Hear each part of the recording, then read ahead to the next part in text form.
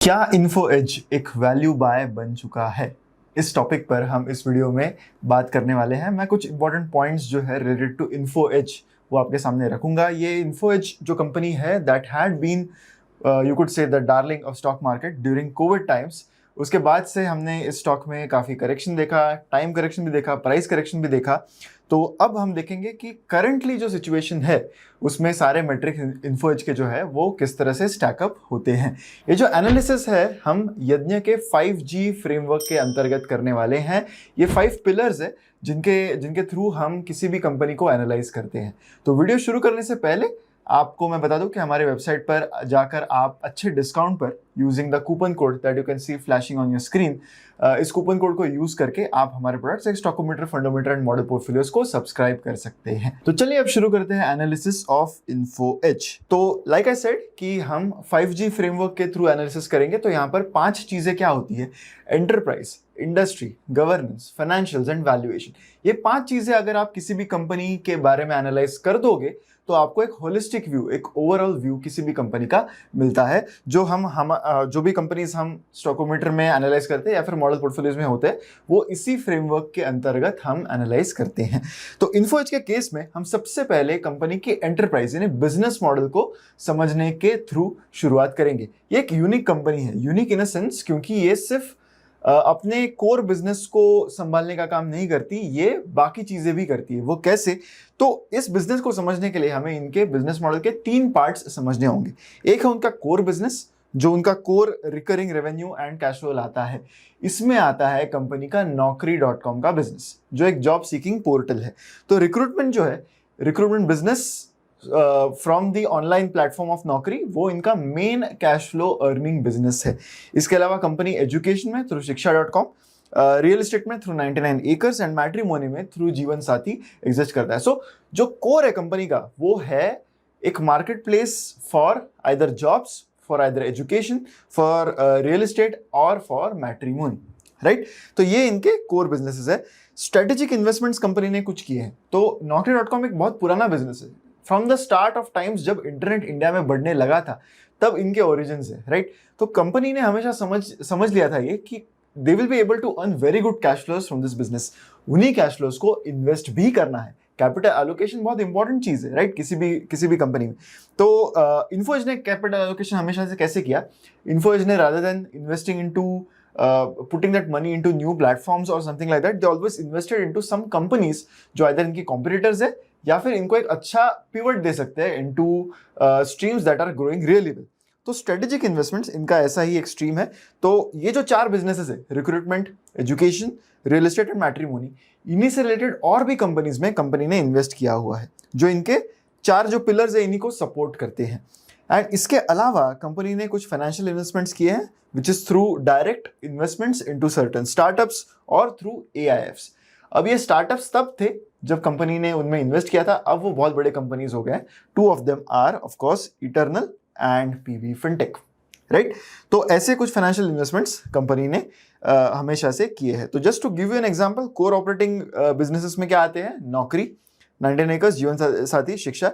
Strategic investments में companies like iamjobs.com, right, ambition box, it is also an info edge company, coding ninjas।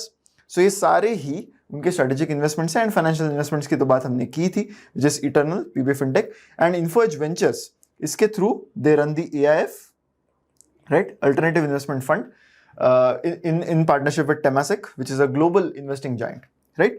तो अब हम सीधा बढ़ेंगे वैल्यूएशंस पर। क्यों? क्योंकि अगर हम ये कह रहे हैं कि हमें ये एनालाइज करना है कि करंटली वैल्यू है या नहीं, तो इट इज वेरी इंपॉर्टेंट कि हम SOTP यानी सम ऑफ द पार्ट्स करें। मैंने 3 आपको सेक्शंस बताए थे, राइट। सिंप्लिसिटी के लिए हम ये मानते हैं कि कंपनी के पास सिर्फ एक कोर बिजनेस है और इन्वेस्टिंग बिजनेस है, राइट। तो at the time that I am making the video, company का मार्केट कैप कितना है? 64,000 crores, right. All these amounts are in crores by the way, right. तो अब हम धीरे धीरे डाइसेक्शन करेंगे कंपनी के मार्केट कैप का। अब कंपनी ने जोमैटो में एंड PB फिनटेक में, इटर्नल में एंड PB फिनटेक में, दोनों कंपनीज में इन्वेस्ट किया है। कंपनी का करंट शेयर होल्डिंग इन दोनों कंपनीज में है। इटर्नल के केस में 12.43% एंड PB फिनटेक के केस में 12.12%। अब दोनों कंपनीज के करंट मार्केट कैप्स को अगर हम ले एंड उसका 12% अगर हम माने कि जो वैल्यू है इन्फोएज की स्टेक का वो भी तो हमें निकालना होगा, राइट? तो इटर्नल के केस में that value comes out to be around 27,700 crore, जबकि पीबी फिनटेक के केस में that value comes out to around 8,200 crore. अब सिर्फ यही कंपनी के इन्वेस्टमेंट्स है क्या? नहीं, इसके अलावा कंपनी ने कुछ स्ट्रेटेजिक इन्वेस्टमेंट्स भी किए हैं जो at carrying value are 425 crore as at the end of March 26। Carrying value कुछ अनलिस्टेड कंपनीज की that is around 781 crore, right? इसके अलावा एएफ के इनके 2 फंड्स है एंड देन कैपिटल 2B का भी फंड है, राइट? काफी सारी इन्वेस्टमेंट कंपनी ने की है, तो उनके वैल्यूज भी हमने कंसिडर कर लिए। तो ये सारे जो वैल्यूज है except for Eternal and PB Fintech, they come out to be around 2,183 crore.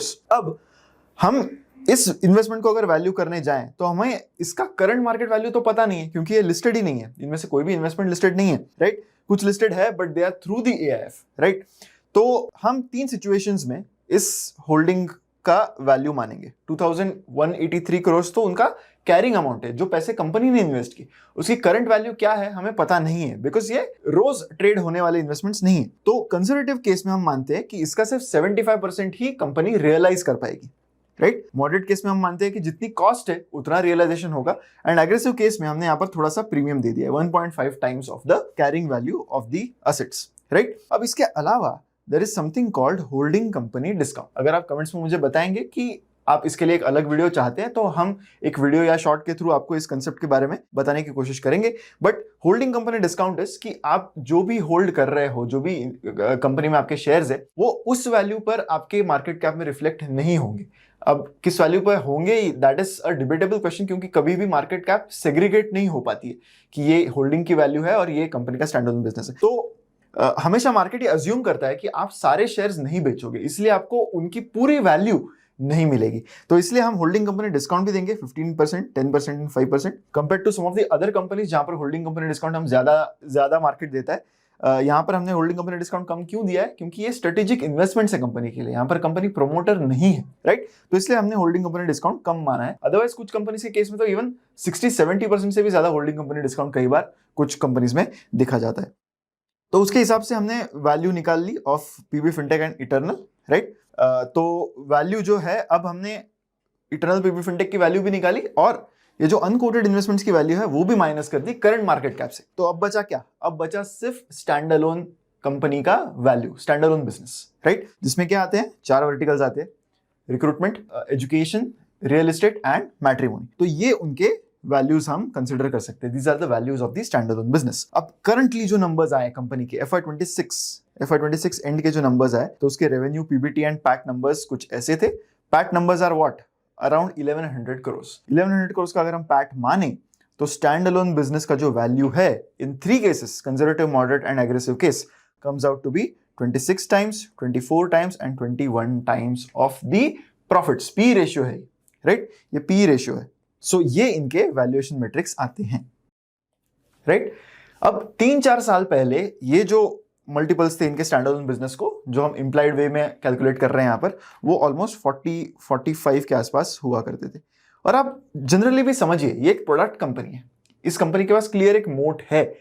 Naukri.com जो रिक्रूटमेंट बिजनेस है, यहाँ पर क्लियरली ये हाईएस्ट मार्केट शेयर वाला प्लेयर है इंडिया में। अगर हम इसको एक टेक बिजनेस भी माने तो करंटली कुछ आईटी सर्विसेज के जो कंपनीज है वो इन वैल्यूएशंस के आसपास ट्रेड कर रहे हैं, राइट? 15 से 20 के आसपास। TCS, Infosys, all these companies are currently trading at around 15 to 20 valuation. अब ये कंपनी के पास तो क्लियर मोड भी है, राइट? आगे हम इनके इस बिजनेस को भी एनालाइज करेंगे, बट मैं आपको जस्ट एक वैल्यूएशन पर्सपेक्टिव देना चाहता था कि कैसे compare to the historical medians these valuations are at a you could say at a significant discount compared to the historical medians। तो थोड़ा सा कॉम्प्लिकेटेड है क्योंकि कंपनी का स्ट्रक्चर ही कॉम्प्लिकेटेड है, इसलिए ये एनालिसिस आपको शायद थोड़ा कॉम्प्लिकेटेड लगेगा। बट अगर आप इसको एक और बार व्यू करेंगे इस पार्ट को, देन आई एम श्योर कि आपको समझ में आ जाएगा कि कैसे कंपनी का हम जो इंप्लाइड पी है इस बिजनेस का वो निकाल सकते हैं। तो अब हमें क्लियर है कि कंपनी की स्टैंडअलोन बिजनेस की वैल्यू किस तरह से है, एंड एक अंदाज हम लगा सकते हैं कि कंपनी का जो पी मल्टीपल है वो कैसा मिल रहा है। तो अब स्टैंडअलोन बिजनेस अच्छा है या नहीं, ये भी तो देखना जरूरी है, राइट? तो these are the billings of their standalone business. Billing यहाँ पर इंपॉर्टेंट होता है रादर देन रेवेन्यू, कि कितना बिलिंग कंपनी ने हर साल किया है। You can see that it has a very good increasing trend. And हर साल में we are seeing that the billings have increased except for the Covid year, right. आगे अगर हम ईयरली ट्रेंड्स भी देखें तो रिक्रूटमेंट बिजनेस में आप खासकर ये देख सकते हो कि जो बिलिंग्स है they are consistently at a good rate. FY22 में दे वर 72%। क्यों? अगर आपको याद होगा FY22 में IT एंड टेक बिजनेस की बहुत ज्यादा डिमांड थी। You could see that people who were working in the IT, they were flipping jobs almost every 2-3 months क्योंकि पैकेजेस उनको इतने ज्यादा इंक्रीज करके मिल रहे थे, एक बहुत बड़ी पेंटअप डिमांड आ गई थी, राइट। सो FY22 में बिकॉज इनके रिक्रूटमेंट बिजनेस पर IT का डिपेंडेंस थोड़ा ज्यादा है, उस वजह से यहाँ पर ग्रोथ बहुत ज्यादा आई। बट उसके बाद भी you can see the 30% growth FY23 में हुई। FY24 में बिलिंग्स की ग्रोथ सिर्फ 1.3% रही, but then again 14.6 and then 10% in FY26। एक डिसेंट ओवरऑल हम कह सकते हैं कि ग्रोथ बिलिंग्स में रही। 99acres के केस में ओवरऑल अगेन यहाँ पर billings growth has been quite good for them. बाकी वर्टिकल्स में भी the growth has been quite decent. अगर हम क्वार्टरली ट्रेंड भी देखें, राइट, ये तो ईयरली काफी लॉन्गर टर्म हो गया। अगर हम क्वार्टरली ट्रेंड भी देखें तो रिक्रूटमेंट बिजनेस में if you see YOY change in billings, you can see that it has been always in double digits या फिर very high single digits, which is a good thing for the recruitment business. Real estate business, 99acres has actually done quite well for them on a year-on-year basis. If you see कि पिछले कुछ quarters में यहाँ पे billings growth has been very very good, right? So overall billings are showing us a very good trend. What about profitability? ये तो revenue की बात हो गई, right? प्रॉफिटेबिलिटी भी अगर हम देखें तो मेनली इनकी प्रॉफिटेबिलिटी देखनी जरूरी है इनके रिक्रूटमेंट बिजनेस में, क्योंकि यही मेन कैश फ्लो ला रहा है कंपनी के लिए। यहाँ पर you can see that the profitability has also seen a very good increasing trend. Q4 FY26 में भी यहाँ पर अराउंड 340 करोड़ का प्रॉफिटेबिलिटी कंपनी ने अर्न किया है। बाकी KPIs भी अगर हम देखें रिक्रूटमेंट बिजनेस के, कितने कस्टमर्स इनके बिलिंग हुआ, तो वो भी एक अच्छा इंक्रीजिंग ट्रेंड दिखा रहा है। Although average realisation per customer has been changing based on the mix that it shows. 99acres जो इनका रियल एस्टेट बिजनेस है, यहाँ पर क्लियरली इनमें बहुत बड़ा चेंज आ गया है in the last 2 years। If you see from around December 24 company clearly एक लीडर बन गया है in the real estate space. बाकी इनके peers like Magic Bricks and Housing, जिनसे कंपनी कभी कभी लैग करता था 2 साल पहले की अगर हम बात करें तो, but now clearly they have a higher market share here. इनका एग्जीक्यूशन इस सेगमेंट में काफी इंप्रूव हो गया है। एक मेजर चेंज आया है कंपनी के प्रॉफिटेबिलिटी में in their businesses like 99acres and Matrimony। तो 99acres and Matrimony जो है वो others में क्लासिफाई होता है। तो अगर आप यहाँ पर देखोगे, so this is basically the break even line. You can see the break even line here। अब इनके ये दोनों ही businesses जो है ना, वो break even से अब net positive PBT पर पहुंच गए हैं। These are numbers in crores। तो दोनों ही businesses अब एक positive PBT रिपोर्ट किया है दोनों ही कंपनीज ने for Q4 of FY26। जो businesses actually पहले लगता था कि शायद कंपनी ने बेच ही देने चाहिए, क्योंकि they were very far from break even।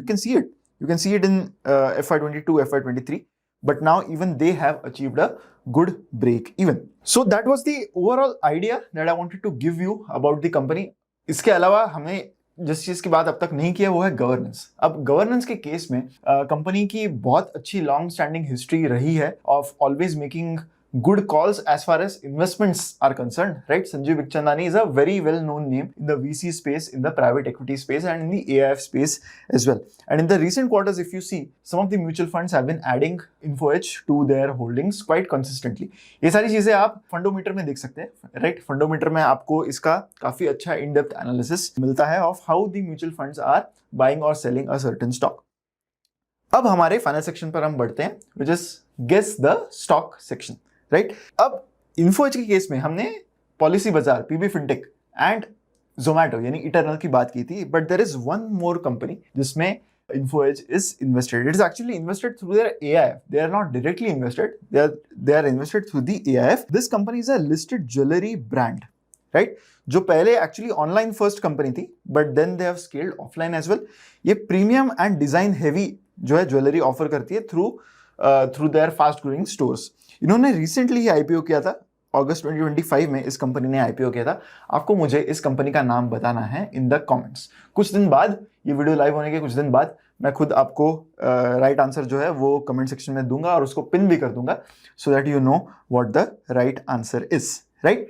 हमारी वेबसाइट investorrhythm.in को विजिट करना मत भूलिए। यहाँ पर प्रोडक्ट्स लाइक स्टॉकोमीटर, फंडोमीटर, मॉडल पोर्टफोलियोज आप देख सकते हैं। इस वीडियो के एनालिसिस में, इस कंपनी के एनालिसिस में मैंने हमारे ही प्रोडक्ट्स को यूज किया है, स्टॉकोमीटर एंड फंडोमीटर को ही यूज किया है to try and give you more idea about how the company is basically growing, right. इसी के साथ हमारा वीडियो यहीं पर खत्म होता है। अगर वीडियो आपको अच्छा लगा है तो लाइक करना मत भूलिए एंड शेयर भी करें वीडियो को विद मैक्सिमम पीपल। ऐसी वीडियोस के लिए हमारे चैनल पर बने रहें।